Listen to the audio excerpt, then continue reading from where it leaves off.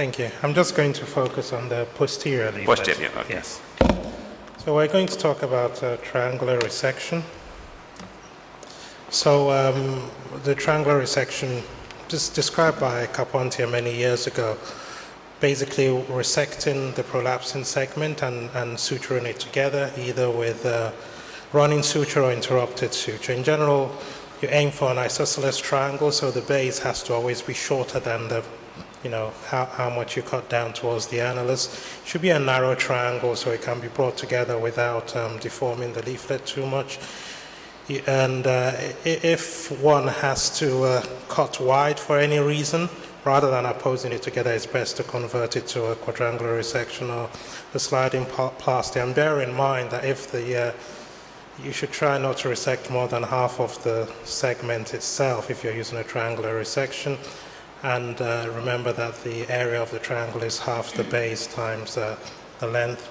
And also that once you bring the triangle together, that what you resect, the A line will always be taller than what you started with. So you'll always make the leaflet about 1 to 3 millimeters taller. So I'm going to go through a series of videos just to discuss 4 aspects: basic technique, very limited resections, when you use adjunctive techniques, and dealing with clefts.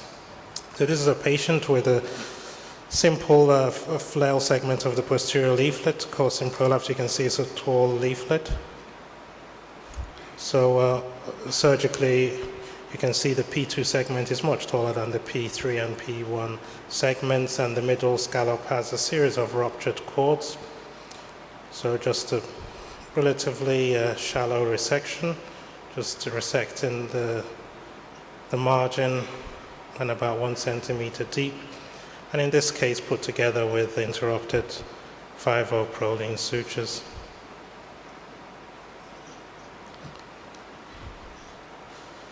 So that's the repair really. The valve should be competent now, it's competent, and then just treat it with an annuloplasty ring. So that's the basic technique.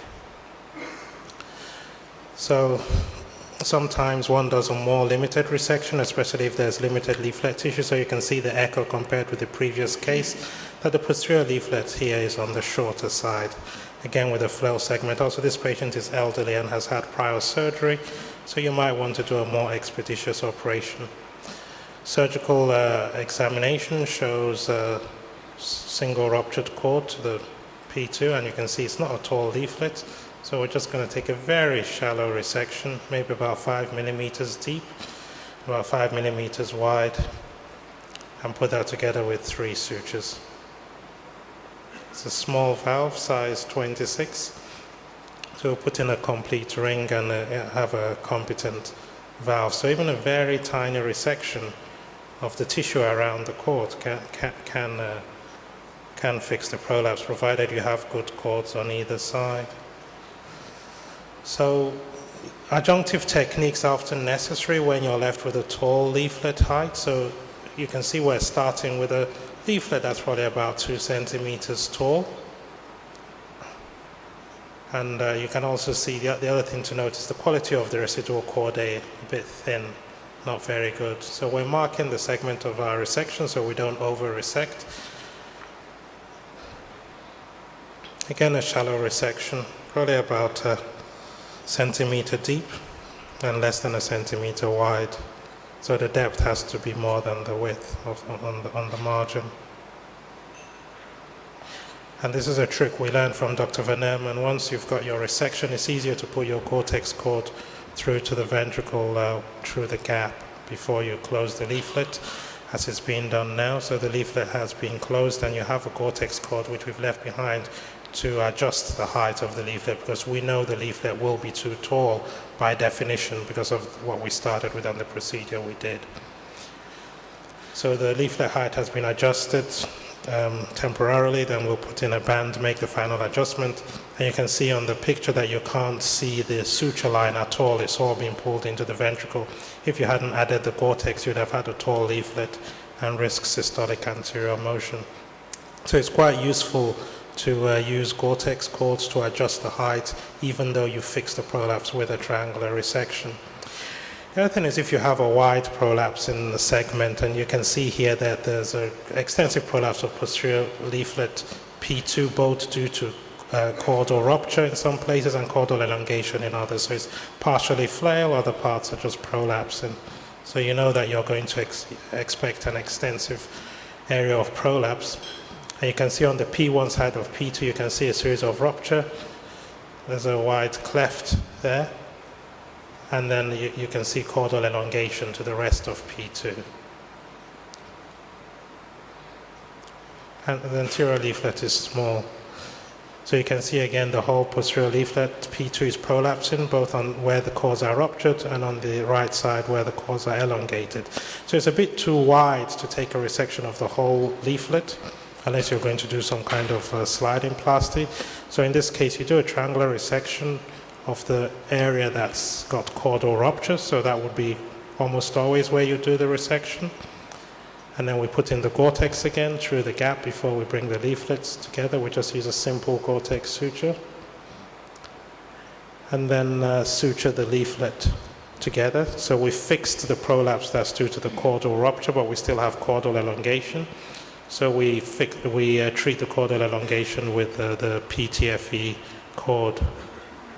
And then we also adjust it in the same way as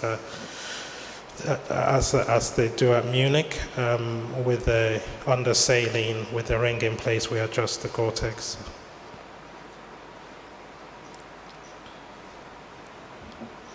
So that's the completed repair. So it's a useful adjunct when you have a wide segment of prolapse if you don't want to do something more extensive. The last thing I'd like to mention is if you have clefts adjacent to the prolapsing segment, how we deal with that. So you can see here there's a prolapse of P2, and it's just a segment immediately adjacent to the cleft with P1. So you can see the cleft there, and that's the prolapsing segment there. So we just resect the leaflet to the right side of the cleft. And in this case, the left side of the triangle will be formed by the P1, which we didn't resect. So then we just suture P2 to the P1 on the other side of the cleft.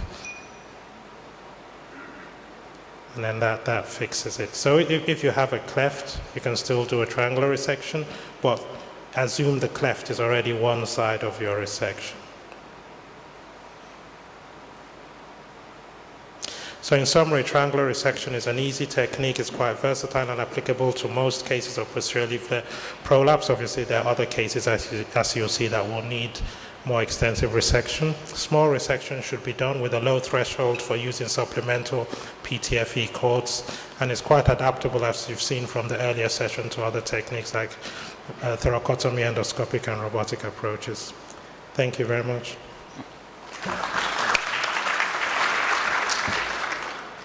Excellent. Tell me, Annie, what is the limit between resection Gore-Tex and sliding plastic? I mean, in some of those videos, I think there is some indications for sliding plastic, no? Yes, there is, and it's partly illustrating just to show that you can apply different techniques to the same valve and get reasonable results. But I think sliding plastic is mainly for when you have extensive tissue, either side to side or in height, then you do a sliding plasty. And if you have if you have more than one segment that's tall, you do a sliding plasty. But our preference is to do a sliding plasty, but an alternative is to do what I've just shown. You can do partial resection and adjust the height with the Gore-Tex. Any comment? Yeah.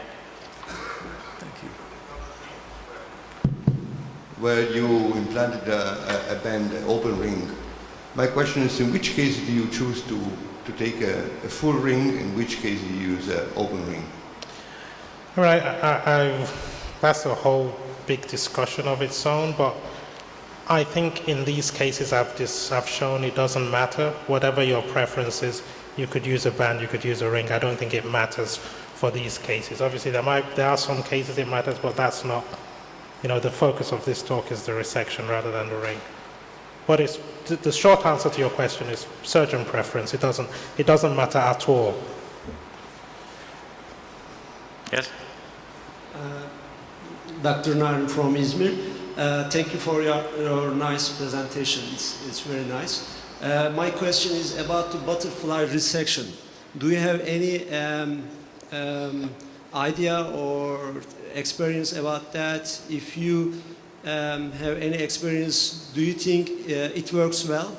Dr. Asai's technique. I mean, I think we're just giving different names to the same operations. Essentially, it's a modified way of doing a sliding plasty, where instead of doing a quadrangular resection, you're doing a butterfly-shaped resection, so you don't need to do anything to the annulus, and you bring it all together. And I think they're all leaflet plasties that achieve the same thing. The end result is good. You have reduced leaflet height. It's certainly one way of doing it. The NYU group do it slightly differently with their so-called folding plasty. It's all the same operation, really, but just different things done to the annulus, I think. Okay, thank you. Thank you.